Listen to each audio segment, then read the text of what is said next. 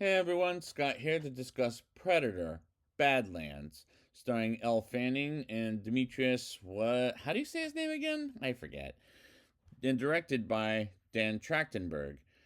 Now, I have seen this movie twice, and once in IMAX, once in standard, but will it be as good as, like, say, I don't know, the previous movies?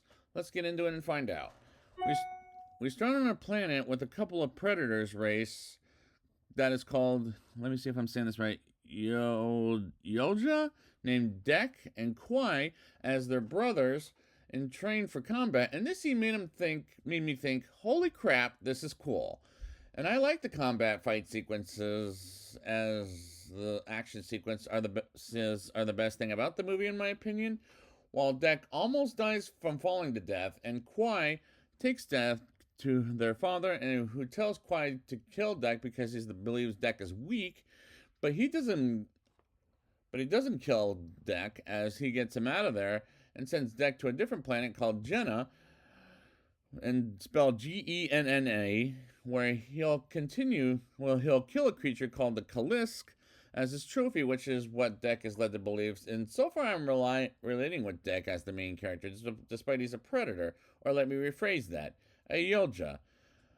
As he's a relatable character, Deck wakes up and arrives to Jenna and is very upset over the death of Quay and gets his tools prepared in order to fight the Kalisk and is encountered by a creature that I swear that thought looked like a snake but on a tree, and Deck fights it off and eventually beats the snake on a tree by going farther than it's supposed to go. And the visuals are, as well as the effects in this movie, look great from start to finish. Deck heals himself and makes his weapon sharper than before and does some of survival instincts as he throws a big bomb far away as he can make as far as he can, as he can, which made me laugh. Meanwhile, Deck goes to an area where some cactus with spikes will knock him out, and an android robot from Wayland Yutani Corporation is named Thea, played by Elle Fanning, as she makes Deck an offer after saving his life that she'll bring him to the Kalisk if he can get to the ship to get her legs back. And what happened to her legs? Maybe it had something to do with the crash that we're gonna go through later in the movie. And the cinematography looks spectacular, and Deck takes Thea with him, and she constantly asks Deck for his name until he eventually tells her to call him Deck, as he makes her look like a backpack. And the acting is pretty good for a Predator movie since the first movie, and praise, in my opinion. Deck and Thea crash for the night as she tells Deck about another android named Tessa, who's also played by Elle Fanning, as she's the leader of the androids by the Wayland Yutani Corporation. And we get introduced to her as she failed the mission. And next day comes as Deck and Thea go to a land where they're at an area with razor grass and finds a baby version of the Kalisk while they get some food of some kind in a competitive way. And it was cool. They were climbing and jumping on trees like in Rise of the Planet of the Apes. And Deck fights off against the young Kalisk, while Deck chopping a giant creature in half and almost getting eaten by a Luna bug. Excuse me. But the young Kalisk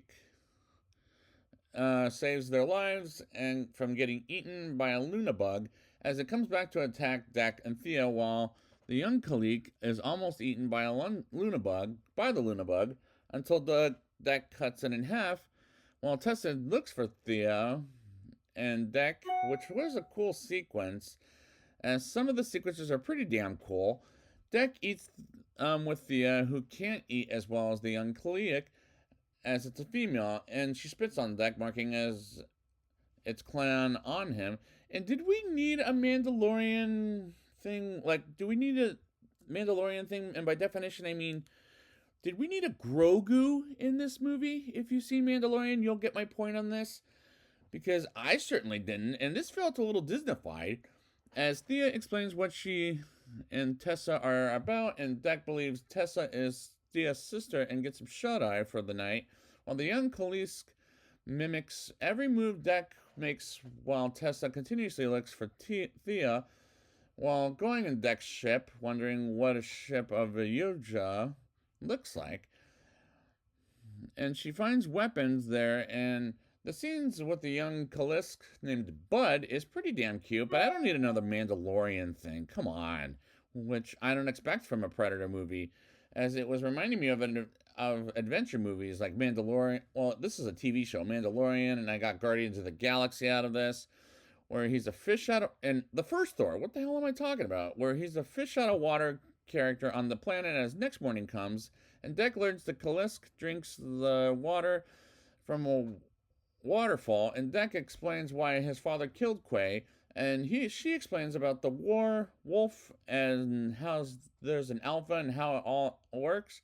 And the dialogue is well written, as this is so far a pretty good movie and entertaining as well. They get to an abandoned camp where Thea gets her legs back briefly as she fixes that up. While she tells Deck to leave, and he decides to stick around, and he fights the Kalik. And unfortunately, they can't be killed as he fights a giant Kalisk. What is it, Kalisk or Kalik? Whatever. As that thing is freaking huge. As Deck gets his ass handed to him, as the Kalisk has body parts that grow back like a lizard. Until Tessa gets Deck and saves his life as well as Thea's life. And the violence felt very PG-13, as there's a reason for the PG-13 rating. Part of it is Disney, because they're owned by 20th Century Studios. As you see the violence in any action movie, even the blood is supposed to be red, whereas here it's milk white on the androids, as well as what the Predator bleeds, it's green. And even a monster movie, as the humans are androids, but come on, do we need all that? I think it could have been R-rated. I don't know. They're trying to Disneyfy it, let's say at best.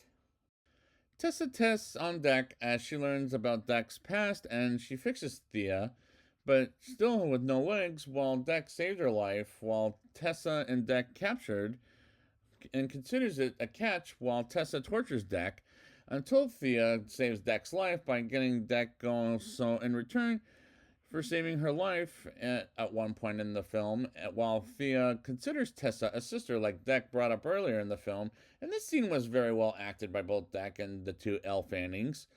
Deck goes back to his ship to cure himself and decides to save everyone's life, including Thea and Bud, and as it figures out a way to defeat the androids of Weyland-Yutani corporations by getting some allies that attacked him earlier in the film. Like I said, even Bud, as he realizes this reminded me a lot of the Disney stuff that they've been doing, like Avatar, for example, as he realizes it's a child of the Kalisk, and Thea's legs, and it will have some wire food that looks rather ridiculous during the climax, but first it walks by people, and Deck and Bud kills every single android while Tessa believes Deck is dead, and Thea's legs doing some wire food looks ridiculous, as that'll be my only ding on the movie. Oh, other than the fact that this felt Disneyfied. And it comes for Thea while we get a brief moment of Deck and the other side of a facehugger and from Alien. So unfortunately, AVP matters in this world like it does with Alien. And the second half of this is a kick-ass time at the movies. The androids put the Kalisk mother on the ship, while Deck says he came back for Thea and returned to Bud to her mother and fights off against all the androids to bring back Bud to her mother, while Deck fights off against Tessa. And while with the creature allies, while Thea distracts the ship's commanding officer and releases the mother of Bud to fight Tessa off, and they defeat her while the Kalisk mother is frozen up after killing Tessa. And this was a badass action sequence, as it was pretty damn cool. Deck goes back with Thea and Bud to his home planet and says he defeated the enemy and fights off against his father and defeats him by killing him. And his mother comes in and credits roll, and the climax was the most fun I had in a Predator movie. But how much fun? Let's talk about it.